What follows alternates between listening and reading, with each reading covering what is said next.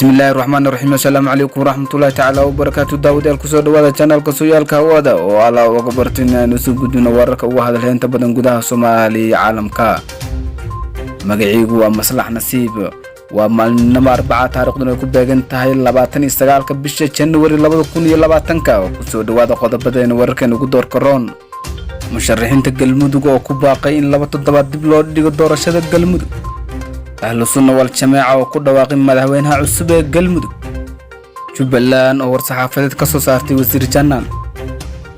قضب ورك عالم كوه هذا لين تبدان وقامياش الدنيا دو سوى نقول سورتي استي قرشات رامي كو أدن بريق دحي داود الانتاس نوحي قضب بدن ودور كورون حتى نكسو دواد السقيو فافاسان مشارحين توتاقان حلك مدحوينها قلمدو عن وليز ديوان قلين سيد عبد الرحمن أودوا كمال قوتالي عبد داري عبد الله فارح وهلية ayaa soo saaray baaqay ku dalbanayaan in dib loo dhigo doorashada madaxweynaha maamulkaasi musharaxiintan ayaa dalbanaya ugu horeyn in muddo 2 toddobaad la hakiyo howlaha doorashada ka kala socda Dhuusamrab iyo Galkacyo maadaama bay yiraahdeen aan loo dhamayn sidoo kale musharaxiintan ayaa sheegay in loo baahan yahay in la dhigo gogol taas oo lagu xalinayo dhammaan tabashooyinka jira si gaar ah khilaafka al-sunni dawladda federaalka ugu dambeyn waxa ay dalbadeen in la dhageysto baaqyada ka imaanaya beesha caalamka ee ku aadan in aan la dhisin Galmudug oo loo dhamayn dhanka kale Ahlu Sunna wal Jamaaca ayaa maanta ku dhawaaqday madaxweynahooda cusub Sheekh Shaakir Cali Xasan ayaa goordhow loo doortay madaxweynaha Galmudug ee garabka Ahlu Sunna wal Jamaaca kadib codeyn ka dhacday magaalada Dhuusamreeb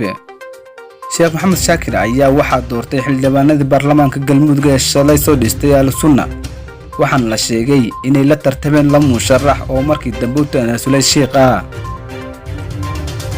xildhibaanadan ayaa tanaasulay kadib codeyn gacantaaga la qaaday kuna doortay Sheekh Maxamed Shaakir inuu noqdo madaxweynaha Galmudug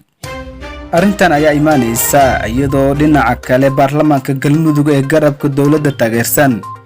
ay maanta dhageysteen hadal jeedintii musharaxiinta madaxweynaha dawlad goboleedka Jubbaland ayaa war saxaafadeed ee soo saartay ku sheegtay inay ka walaacsan tahay xaaladda wasiirkoodii amniga oo shalay hay'adaha booliska Soomaaliya ay sheegeen inuu baxsaday waxa ayna sheegeen xaaladda wasiirkoodii ay u dhaxayso nolol iyo geeri Jubbaland waxa ay warkooda ku sheegeen in wasiir janaan loo diiday inay la kulmo ehelkiisa iyo cid kasta oo danaynaysa arrimihiisa maamulka Axmed Madoobe ayaa sidoo kale waxa ay si degdeg u dalbadeen in xukuumadda federaalka Soomaaliya ay meel ku sheegto wasiirkoodii amniga daawadayaal haddana u jaleecna dhanka iyo wararka caalamka madaxweynaha Mareykanka Donald Trump ayaa shaaca ka qaaday qorshihiisa muddada la sugayay ee nabadda bariga dhexe wuxuuna ballan qaaday in Qudus aan la kala qaybin doonto caasimadda Israa'iil qorshaha Donald Trump oo ugu magac daray heshiiska qarniga ayaa soo jeedinaya dal madax bannaan oo Falastiin ah